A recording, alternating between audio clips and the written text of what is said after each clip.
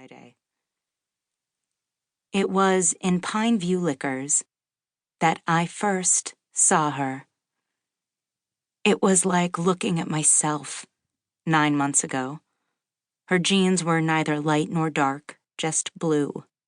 They grazed her ankles, and the hems were frayed purposefully rather than from wear. I knew because I had the same ones. A flowing white blouse rested at the level of her narrow hips. She was wearing taupe espadrille wedges, closed-toe. It was only May, not quite open-toe shoe season in Maryland. But her fingernails were a shiny coral hue, and I could only assume her toenails matched. Her deliberately golden blonde hair was loosely wavy, as if she had braided it when wet the night before. This morning, she woke up, undid the braid, sprayed dry shampoo at the roots and hairspray at the ends and tousled them for a beachy-looking effect. I could almost see her doing it. She may have wound a few sections around a curling iron for several seconds to enhance the definition of the waves for a more polished look.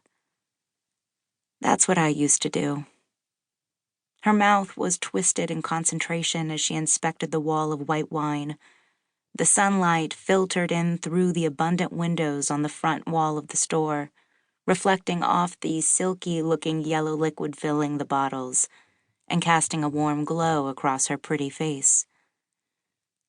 The shelves of wine are in the front of the store, near the windows, while the bottles of liquor and the people who buy them, people like me, are relegated to the back.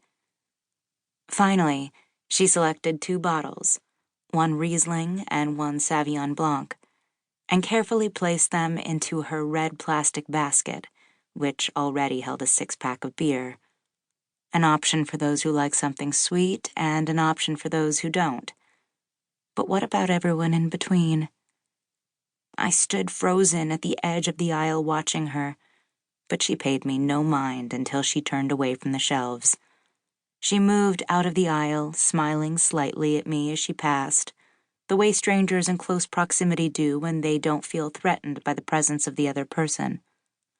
I took her place in the aisle, still fragrant from her presence, and added the same 2 bottles of wine to my own red plastic basket, even though I'm not usually a wine drinker. Not anymore. The bottles clattered against each other in the Grey Goose as I followed her to the checkout line.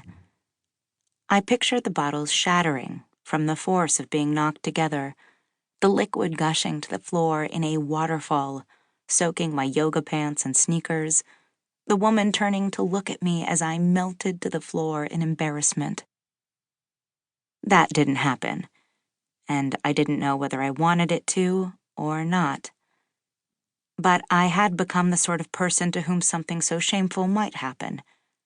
Not like her. Her bottles would never shatter. Mine wouldn't have, either, back then. On my way to the checkout line, I tossed a bag of chips and 2 chocolate bars into my basket. I didn't notice which flavors I selected, and that's because it didn't matter. I wouldn't taste them anyway. I stood in line behind the woman, approximately 2 feet away. I imagined that I was her. I wished that I was. And I almost laughed. Because I used to be. I could see a single gray hair spouting from the back of her head. It must have been missed when she last had her highlights done. I resisted the urge to reach out and pluck it for her. I have started to notice a few gray hairs on my own head as well, even though I'm not quite 30. They're mostly underneath the top layers of hair, around my ears. I, too, used to sit in a black leather swivel chair for 3 hours every few months, while a woman whom I knew very superficially would paint odorous dye onto my head and fold sections of hair into the same aluminum foil used to roast potatoes or salmon. It's been a long time since I've done that, and I don't plan on resuming the dreaded ritual anytime soon.